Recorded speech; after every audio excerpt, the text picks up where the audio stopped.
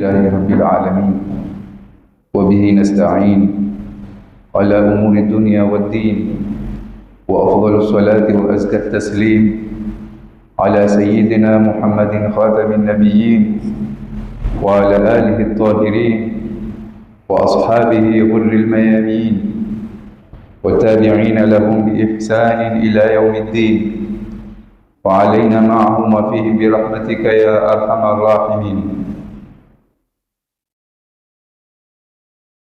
Tukiendelea katika kuelezea mambo yenye kubatilisha saumu,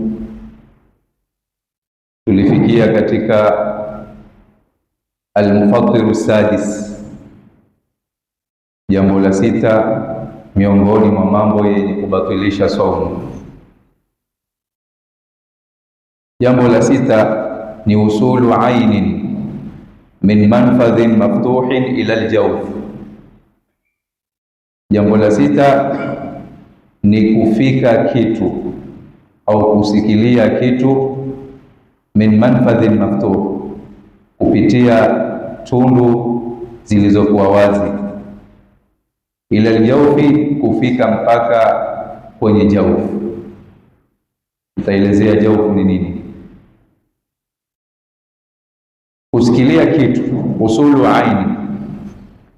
Muradi wa al-ain hapa imependelewa ni ma yushahadu bil aini wa lahu atharun mahsus, ni kitu kinachoonekana kwa macho, bil mushahada, kitu kinachoonekana kwa macho na kimebeba athari ya kuhisiwa. Kile kitu kina athari ambayo waihisi ile athari yake,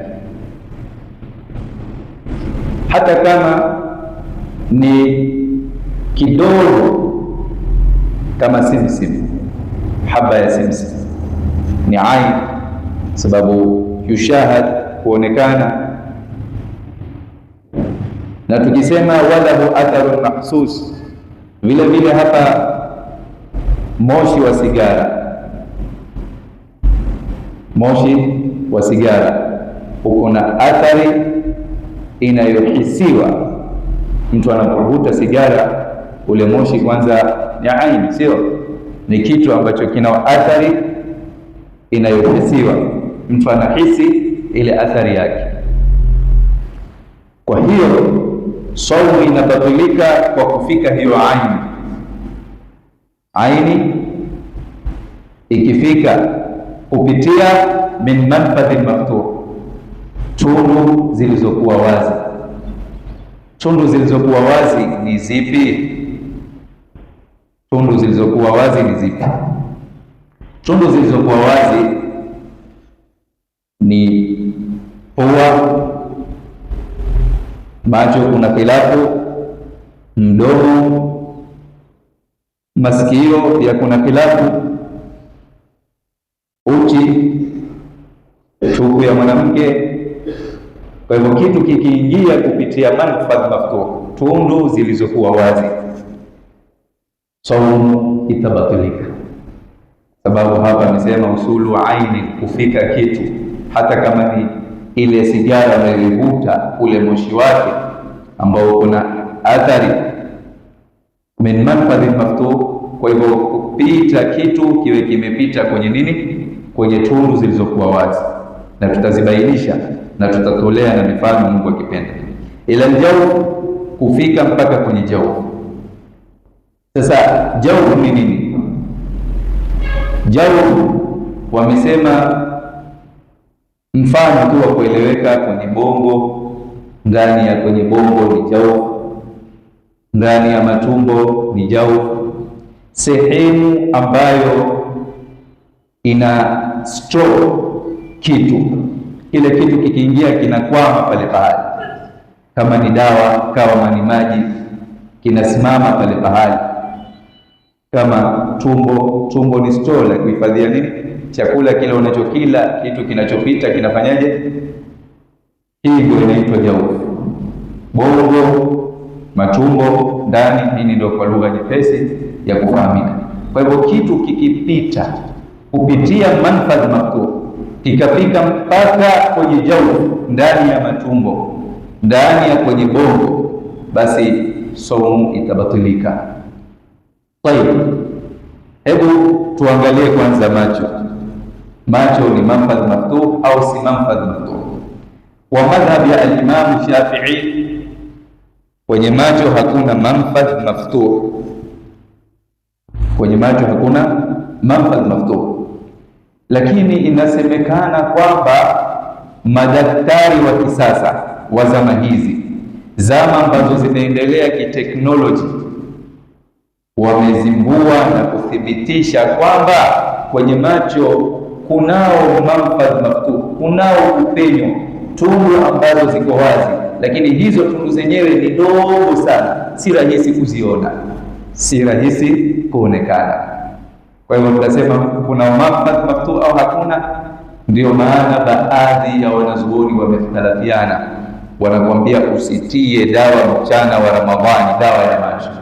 Kwa sababu gani? Kwa sababu wanasema kwamba katika macho kunao manfadh maftuh. Kwa kuwa iko manfadh maftuh, kwa hivyo ile dawa moja kwa moja inashuka na kuelekea mpaka kwenye nini? Koo. Waliosema hakuna manfadh maftuh wasema ile athari unayoisikia ya dawa kwenye koo yako, athari unayoisikia ya dawa kwenye koo yako si aini ile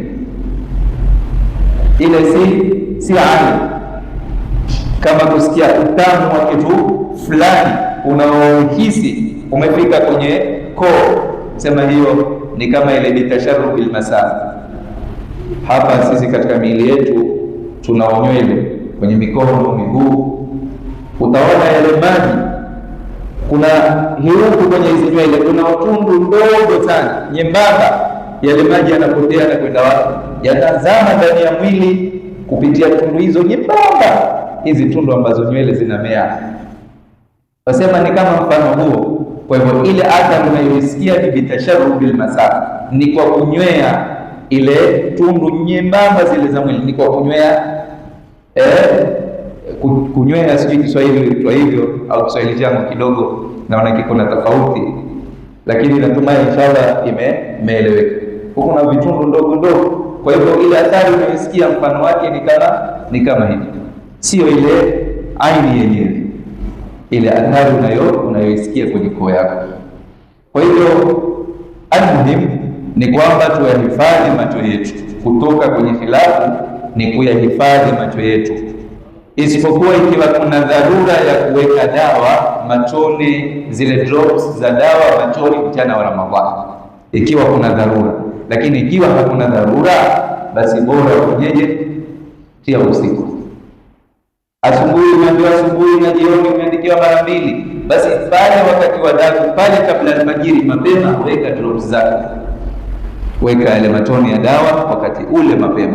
Nadhani hata madaktari wanaruhusu, sio lazima mpaka ifike saa 1, ifike saa 12 ndio uweke. Hiyo ndio ionekane ni asubuhi imeingia, lakini unaweza kumshauri zaidi daktari, sababu haya macho aliyokupatia Mwenyezi Mungu kunao haja ya kuyahifadhi, na kuyahifadhi kwake ni vipi? Ni huko ukasikiliza maneno ya daktari anayokuambia, na zile dawa ukatumia, macho yako yaendelee kwenyeje? Kupona na kunawiri. Kwa hivyo kutia hizo drops, ikiwezekana tia kabla ya wakati wa somo, lakini hatumpigi vita yule anayetia wakati wa asubuhi, kwa sababu kwenye aini ni swala ambalo macho wamekhtalafiana wanazuoni. Wengine wamesema hakuna manfadh maftuh, na hayo ni madhhabi ya Imam Shafi'i, lakini kwa Imam Ahmad bin Hanbal, kwa Imam Malik wanasema kuna manfadh maftuh. Na ndio maana leo madaktari kama nilivyotangulia kusema wa kisasa wa zama hizi wamezimbua kwa kunao manfadh maftuh, lakini ni ndogo, lakini ipo. Ndio maana kwa maana hili ni uzuri kuyahifadhi macho yako mchana wa Ramadhani.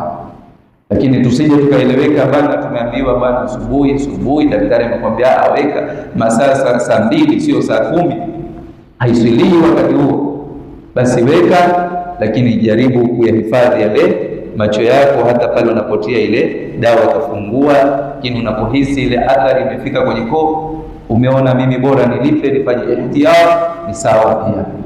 Lakini si lazima, hata kama umetia mchana wa Ramadhani, kwa sababu kama tulivyotangulia kusema, kwenye macho hakuna manfadh maftuh, hakuna tundu iliyokuwa wazi ya kuruhusu maji au dawa au kitu chochote kupenya kufika mpaka kwenye bongo au kufika mpaka kwenye matumbo. Hakuna njia ya kufanya ishuke mpaka huko.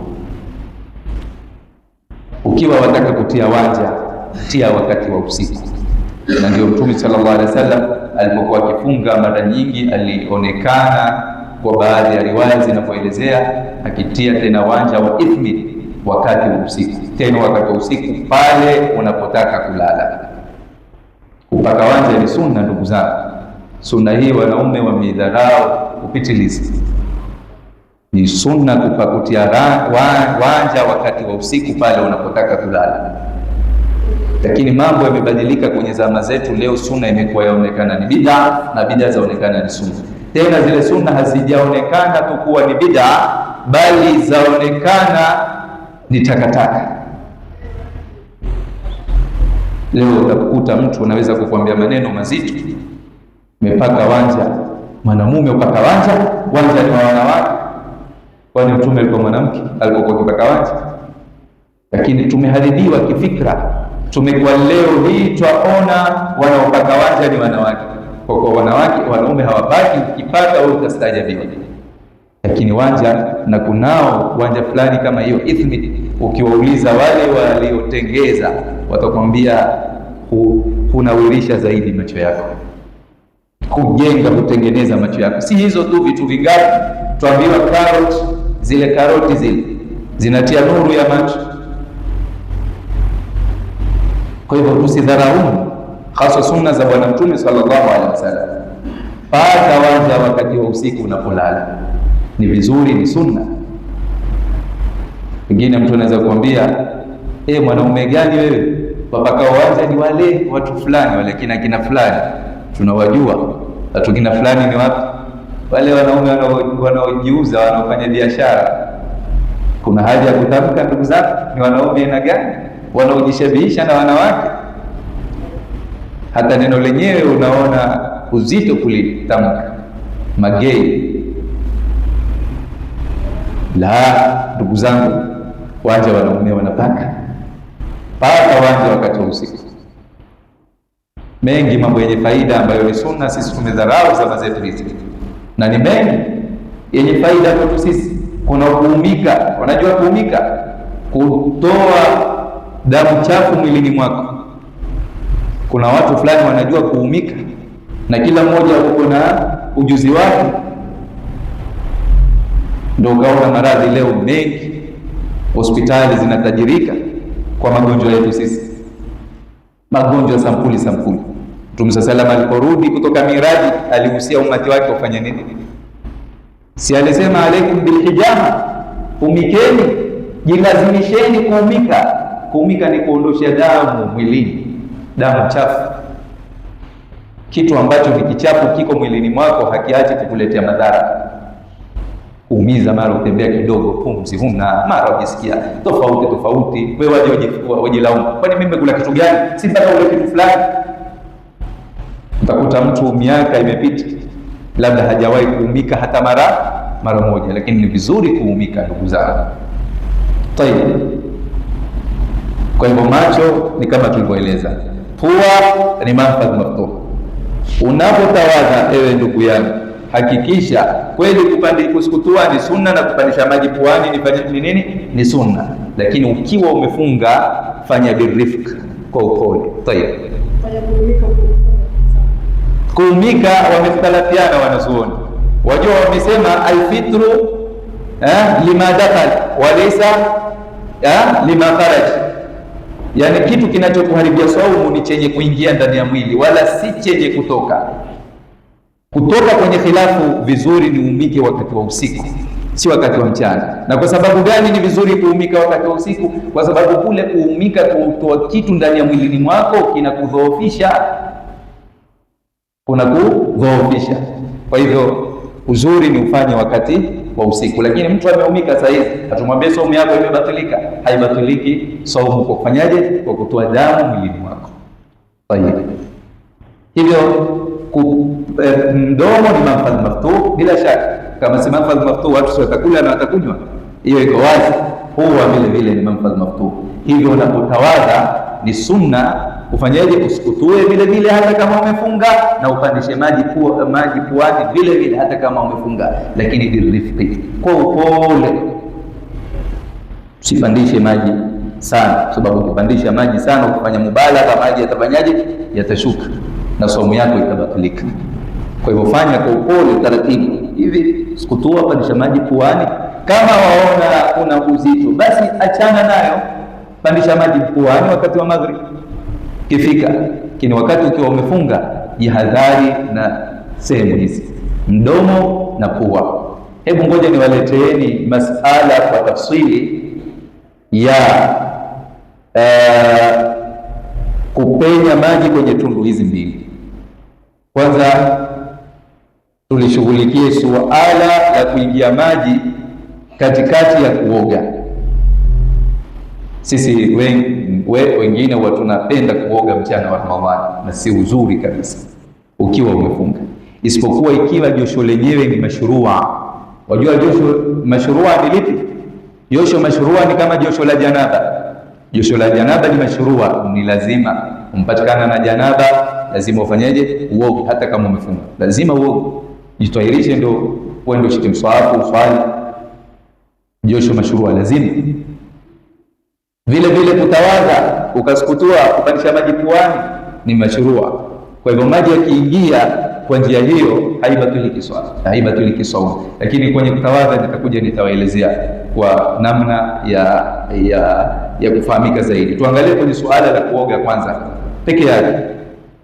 Josho ikiwa ni mashrua ni kama tulivyoelezea josho la janaba, au pia josho la sunna kama josho la Ijumaa. Watakwenda Juma, oga mchana wa Ramadhani, oga mchana wa Ramadhani, kwa sababu ni josho mashrua. Lakini sasa hivi unasikia dhiki, joto limezidi, wewe unakwenda unaoga maji. Bahati mbaya yakipenya, ukimeza maji, hata kwa bahati mbaya yakishuka maji yakipitia kwenye mdomo au pua, saumu yako ikabatilika. Hakuna cha bahati mbaya, kwa sababu tunalizingatia lile josho ambalo wewe unaoga, josho la kujiburudisha au josho la kujinadhifisha. Maana majosho ambayo hayatakikani ukiwa umefunga ni haya: josho la kujisafisha, jasho linatoka kazini. Kwani huwezi wewe kujiosha tu maji kupitia kutokea kwenye hapa shingo mpaka chini, mpaka uoge kutokea kichwa? Hapana, jitahidi jioshe tu mwili na harufu zitatoka, uende ukahudhuria. Wala tukwambii bana nenda hivyo hivyo madarasani ukiwa unanuka majasho, utaudhi wengine, utakirisha wengine. Lakini nenda nyumbani, jioshe, jinadhifishe kwa njia hiyo. Chunga kwenye sehemu za kichwa chako. Tutakuja pia kuelezea masikio, je, kuna manfadh maftuh au la. Tuangalie hizi mbili kwanza, mdomo na nini, mdomo na pua. Jichunge sana unapooga, na hata kama josho lenyewe ni mashrua, hufai kuoga kwa kuzamisha kichwa chako kwenye maji, kama vile watu wanavyooga kwenye swimming au baharini. Unazamisha kichwa chako chote, ni rahisi maji kufanyaje? Kuingia. Ikiwa si kwenye mdomo, kwenye masikio. Je, kwenye masikio tunao manfadh maftuh? Tukitoka hapo tutaingia kwenye masikio.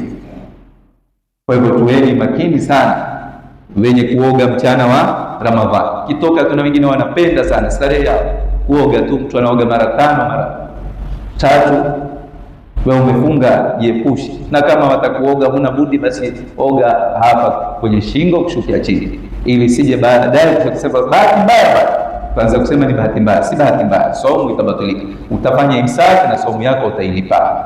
Kama josho ni mashrua, haina neno. Bahati mbaya maji yameshuka na umeoga kwa swala, yani kwa kumimina maji juu, iwe ni kwa bomba ile au ni kwa kopo, umechukua kopo. Kama bahati mbaya maji yamepitia mdomo au pua, bahati mbaya haina neno, kwa sababu lile josho ni mashrua. Tukienda kuangalia kwenye upande wa kutawadha. Kutawadha unaposukutua, tumeamrishwa mashrua ni mara 3, si zaidi ya mara 3. Kwa hivyo ukisukutua zaidi ya mara 3, mfano mara ya 4, maana wengine wako na wasiwasi wanapotawadha, wengine pia wanapooga. Haya ni maradhi ambayo huwakumba watu. Baadhi ya watu wanakuwa na wasiwasi sana Tena hasa mtu akiwa kwenye hadathi kubwa, janaba, anaweza kuoga ndoo mzima na bado haimtoshi. Wasiwasi anapotawadha, unamuona anaosha uso sijui mara ngapi, anasukutua sijui mara ngapi, ni mara 3 tu. Zaidi ya mara 3 ni makruhu. Hivyo basi, kwa kuwa kuna ukaraha wa kuzidisha zaidi ya mara 3, ile ziada ikipenya ndani ya mwili wako, saumu yako itakuwa huru. Nilikuwa natawadha, ndio nisikutuo la ngapi hilo? La pili, haina neno. La 3 haina neno. La 4 ndio bahati mbaya maji yameshuka, saumu itabatilika. Kwa hivyo tujaribuni, hizi kweli ni ibada ambazo tumeamrishwa, lakini pia tuweni makini tusivunje mipaka mengine, maana saumu pia ni ibada na umeelezwa uwe ukifunga ujihifadhi kwa namna gani. Kwenye mdomo tuliangalia na suala la kupiga mswaki, au hilo inshallah atakuja kuelezea kwenye makruhatu saumu. Maana kupiga mswaki kuna tafsiri, inshallah tutaileta hiyo tena, masala ambayo tutayaoanisha na masala ya kupiga mswaki kwa dawa. Kupiga mswaki kwa dawa, iwe ni Colgate, iwe ni yoyote ile itakayokuwa, inshallah tutakuja kuelezea mbele, na pahali hapo ndio itapendeza zaidi kuliko kurefusha tafsiri kwenye haya. Tayeb, hivyo jizuie pua na mdomo fadhi unapokuwa umefunga. Kwenye masikio, je, kwenye masikio kunao manfadhi maftuh? Afwan, kwanza tuangalie kwenye pua. Nimesahau kuna masala mamoja na ndio muhimu sana kwenye pua. Kuna wenye maradhi ya pumu, wenye ugonjwa wa pumu, sijui pumu kama yaitwa hivyo, sisi Kiswahili tunasema pumu. Yule mtu anatumia ile dawa ile yaitwaje ile dawa? Kiarabu yaitwa al-fakha au al-bakha. Ile dawa wanayoitumia wenye maradhi ya pumu, wanapulizia kwenye pua yao. Je, kutumia ile inaruhusiwa mchana wa Ramadhani? Haibatilishi saumu au inabatilisha saumu? Swala hili tuliangalia kwa mtazamo wa kielimu zaidi. Kwanza ile dawa wanayoitumia ile ni ainun au si ain? Wanazuoni wamethibitisha, wameipeleleza ile dawa, wameikuta iko na dharati fulani, kwa hivyo ni ain ile. Unapotia ile na ukiwa umefunga mchana wa Ramadhani, basi saumu yako itabatilika, lakini huambiwi usitie. Utatia pale unapoona yahitajika kutiwa mchana wa Ramadhani. Kama haihitajiki mchana, sengine mtu amezidiwa, sema hiyo tamaribia saumu, wa makana minkum maridhan aw ala safarin sifaitatu min ayamin ukhra, atie ile, kisha atailipa saumu yake. Wengine wanazuoni wamesema ikiwa hili suala la huyu mgonjwa ni suala la kudumu, yani ndio maradhi yake kila siku hayatarajiwi kupona. Tumeelezea ugonjwa wa mtu usiotarajiwa kupona, hukumu yake ni nini? Huyu atakuwa moja kwa moja ni katika ahlul fidya, watu wa kutoa fidya. Kibaba kimoja nusu kilo ya nini? Kilo kasorobo ya chakula kinacholiwa cha tembe tembe. Wengine wamesema hiyo ikiwa ni ya kudumu. Wengine wamesema la, haina neno, kwa kuwa huyu ni mubtala, afunge hivyo hivyo kwa sababu kuna uzito wake, na insha Allah taala saumu yake itakubalika. Lakini ihtiyar, kujitoa shakani, ni kwamba atoe fidia, yeye atakuwa ni katika watu wa fidia. Na ikiwa ni mtu ambaye huwa yakimzukia hayo maradhi ghafla tu, mara wamezukiwa na hayo maradhi, lakini si mtu wa kudumu na maradhi kama hayo, basi atie hiyo dawa, na akipona, ikitoka Ramadhani atalipa ile nini? Atalipa ile saumu. Haya ndio masala ambayo pia yana mjadala mwingi, lakini ndivyo hii ni mulakhas, nimefanya mukhtasari ya haya masala bila kuingia sana na kuzama sana kwenye mijadala ya watu wenye elimu wanaozungumzia hivi na hivi. Tayeb, insha Allah taala tutaelezea kesho. Bado tuko kwenye usulu aini, kufika kitu min manfadhin maftuh, kupitia tundu zilizokuwa wazi, ila aljawfi, kufika mpaka kwenye jawfi. Leo tumezungumzia tundu gani? Macho, pua na mdomo. Kesho inshallah taala tutakuja tutamalizia masikio. Kwenye masikio kunao manfadh maftuh au hakuna? Inshallah tutamalizia hii masala ya usulu aini min manfadh maftuh. Tutakuja pia kuelezea masala ya sindano, maana haya masala ni masala yaliyokithiri leo hii huwa yanaulizwa. Wagonjwa ni wengi, ukienda hospitali daktari anakudunga nini? Sindano. Je, sindano inabatilisha saumu au haibadilishi saumu? Ni muhimu kuhudhuria darasa kama hii, ina faida kubwa sana, maana ni masala ya kisasa. Leo hii ndio kuna usindano. Wewe ukienda hospitali unadungwa nini? Unadungwa sindano. Kwa hivyo sasa, ukiwa umefikika umebana ugonjwa, umeenda mchana wa Ramadhani, daktari anakwambia una budi mpaka tukudunge sindano. Sasa sindano inabatilisha saumu au haibadilishi saumu? Insha Allah taala tutayaoanisha haya masala ili tujue sindano ikidungwa yapitia manfadh maftuh, yaenda kwenye jau kwanza, yapita kwenye manfadh maftuh au si kwenye manfadh maftuh. Insha Allah taala Mwenyezi Mungu atuwafikie sote, tujalie insha Allah kwa wenye kubaliwa saumu zetu, atujalie kila la khairi, atujalie kuwa minal ladhina yastami'una alqawla fayattabi'una ahsana wal afwa minkum.